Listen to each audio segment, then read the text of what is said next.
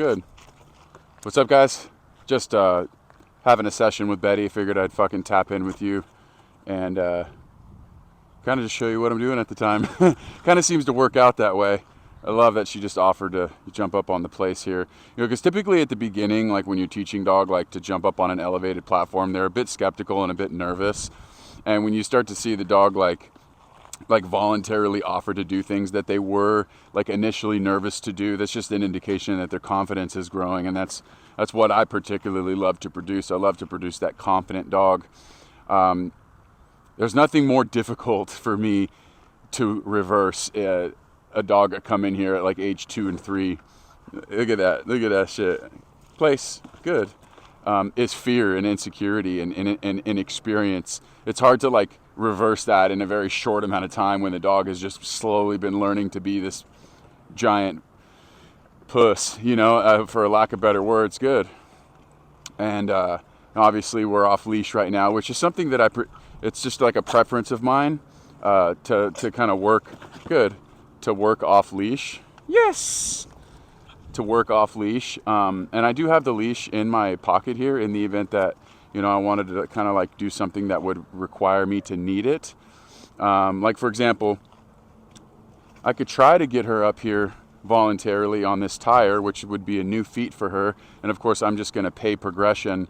Just her putting her paws up here is like, it's the first time she's ever done it. And the tire itself is relatively slippery. And it's a different surface feeling on the paws. She's thinking about it. Good. If she comes like any closer, I pay. Good. Wow, she lifted up her back leg, so I paid that. That's all right. Come on up. Now, a leash in this particular instance could help because I could kind of just help her finish that last bit. But let's just see if we can get her to do it without it. Come on. Good. Good. See, it's a little slippery, which is actually could be a detriment.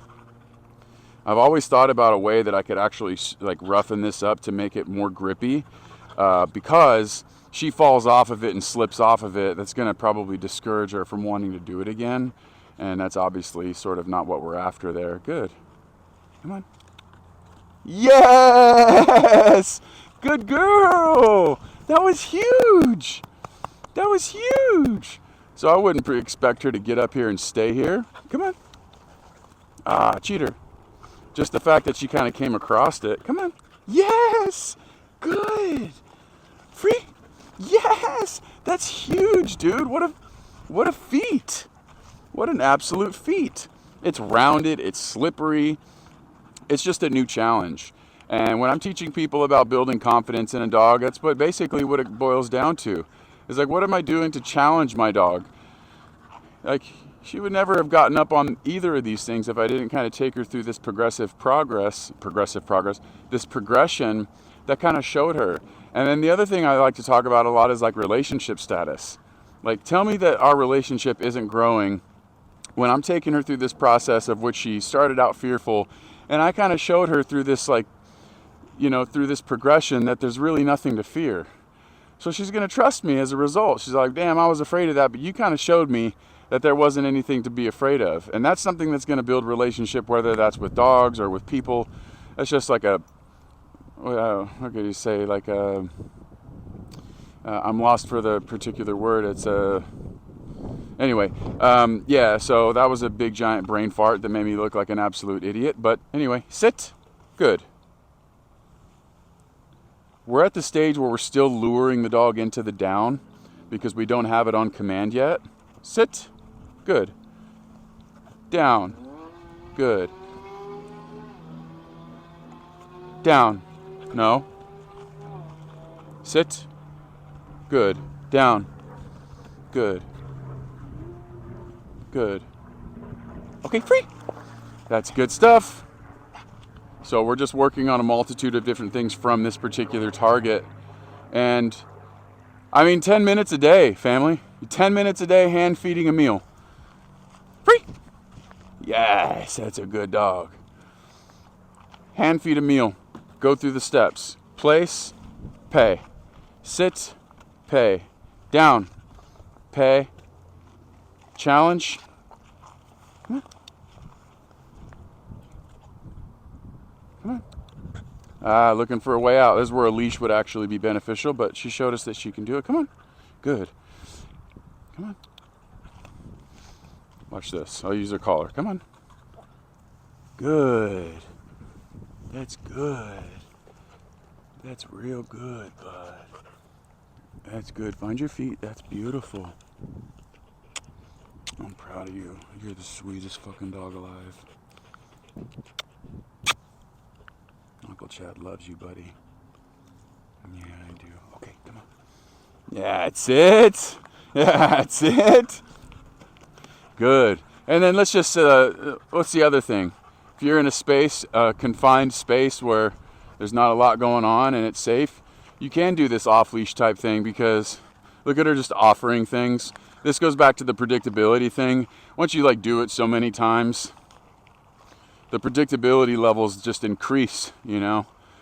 Rosie's over there hunting. Good. If she just follows me around off leash, I'll pay her.